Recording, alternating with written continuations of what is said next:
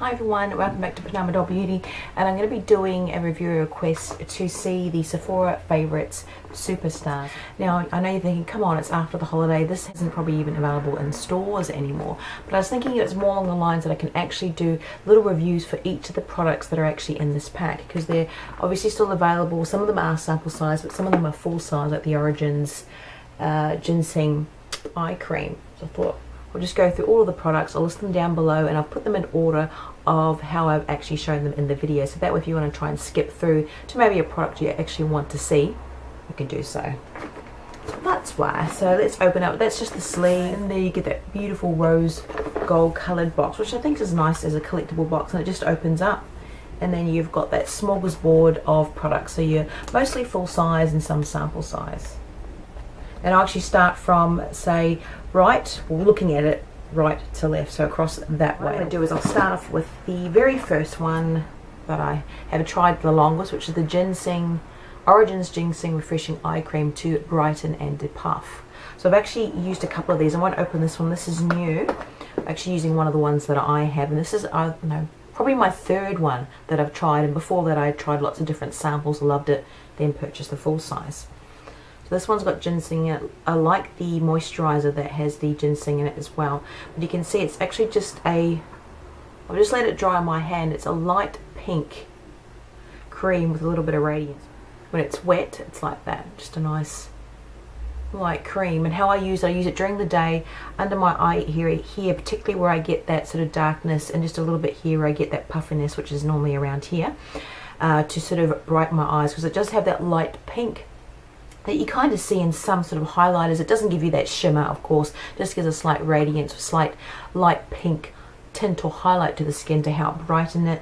But it's not sort of cakey. It actually helps my concealer corrector go on during the day, because what I normally do is I'll moisturize under my eye area, because I do have fine lines under there, and it does help to put my concealers and correctors over the top once it's sort of absorbed into the skin. So it keeps it hydrated and moisturized during the day. And like I said, it's one I've been using for a while. It does sort of help to I get just puffiness, I don't know why, but just on these edges here, and it looks, when I sort of smile particularly, you really get that sort of puffiness out the end. I find if I don't use any sort of eye creams or anything to sort of help with that sort of during the day, it's not a good look. And particularly though with the darkness, if I don't use some sort of cream, particularly radiant sort of creams, if I have that darkness, it still kind of comes through my concealer, because I don't really want to put too much makeup around this sort of area where I tend to sort of do a lot of natural creasing as I'm laughing, talking during the day, you know, expressing myself, and I do have quite a few fine lines under there. So I have loved this product for quite a while now, and I switch it up between my other cream products as well. It's got that ginseng, but you can do more research on that particular product. I want to go through all the other ones. Now underneath that is a couple of items. There's actually a fragrance, and I like the size of it. It's just a rollerball packaging to that, and this is the Viktor Rolf Flowerbomb. Just very simple. I'm not sure of the volume in this. If I can find it, I'll put it up here, but this is not my usual scent. It's a very musky scent. Actually, to me, it reminds me a lot of Estee Lauder's Sensual, which I have. It smells a lot like that one. It's that really musky scent. I know it says flower bomb, but I really, to me, a lot of the floral scents are quite light. They're very sort of more sweet fragrance. This is more of your deeper toned, more, like I said, musky. And I'll put here the actual notes that they describe this fragrance to be like. It's one that I'd more wear going out to dinner at night rather than during the day, because it's quite a heavy scent. The next one though, I can actually get it out of the box. You have to sort of, the trick is to, if you can get underneath it, rather than trying to, you know, damage your nails, pulling out each thing, is to flip up that little plastic sleeve it comes in and pop it out from the back. Sorry about that noise. So the next one's an eyeliner. It's the Stila Waterproof Last All Day Eyeliner in black. And I had high hopes for this because I had sort of seen a lot of positive posts about this one, and it's one where it's got that fine felt tip. I've actually sort of swatched it, but hopefully you can see what it looks like. It's good. You can get good control to sort of get in the corner, and then sort of depending on how you do it, you can get a fine or a wide line with it. And I would describe it not as a jet black, more of just a black, your standard black, and it kind of gives a matte sort of finish. You know, some can give you that very sort of glossy black finish. It's quite matte. Now, as far as lasting all day and being waterproof, now I do have very oily lids, so it does take a bit for products to sort of last on my eyelids, so I do tend to prime them to help all the products I put on there last. Now this one, even when I did prime it, I found that maybe halfway through the day it started to get in the corners here. Like if I try to do a cat eye, it would sort of bleed down here, which isn't a good look, particularly too because I use eye drops. I want products that if I'm using eye drops or there's any bit of dampness around my eyes, that the product doesn't sort of run. This did run, even though it says waterproof. And sort of by the end of the day, it was literally easy for me just to wipe it off. Now I'm not sure if that was a combination of sort of using the eye drops during the day and also the fact that I have very oily eyelids, but like I said, I prime my eyelids. A lot of products that I have don't do the running on me. This did. And also, hopefully you can sort of, it's hard to tell. Let's see, I'll do a fresh swatch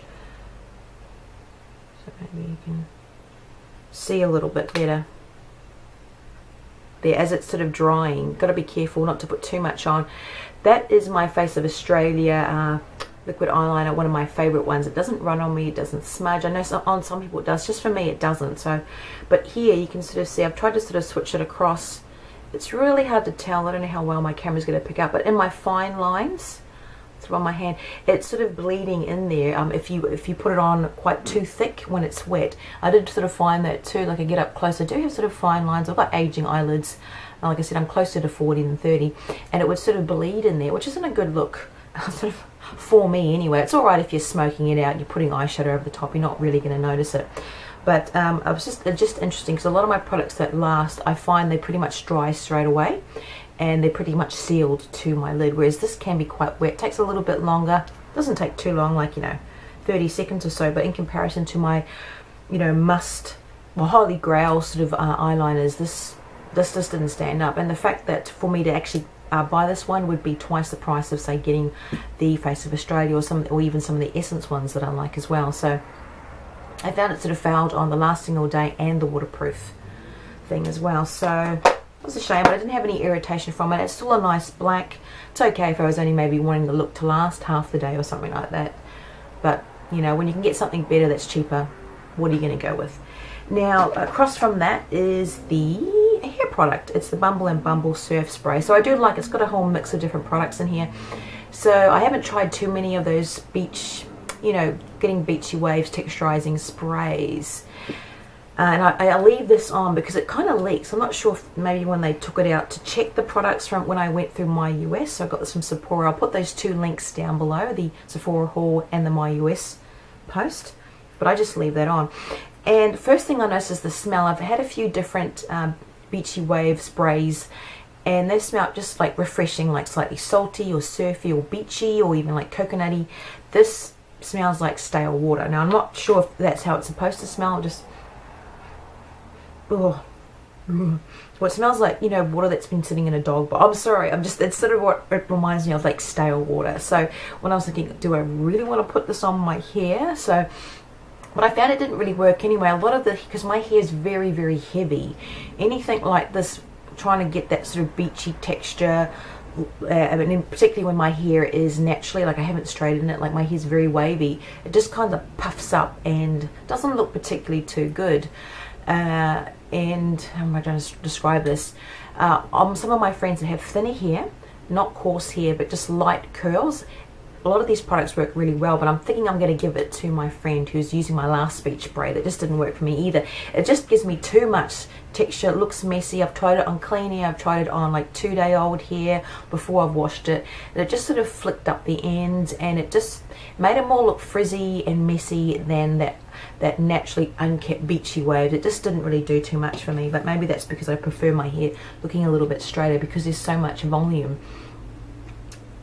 Oh, hold on, let me just put this thing back on. Yeah, so, and then just the smell as well didn't do too much. Now I'm not sure if this is a sample size, it's 50 mils, but it was good to try. But I think, like I said, my friend will probably prefer that a little.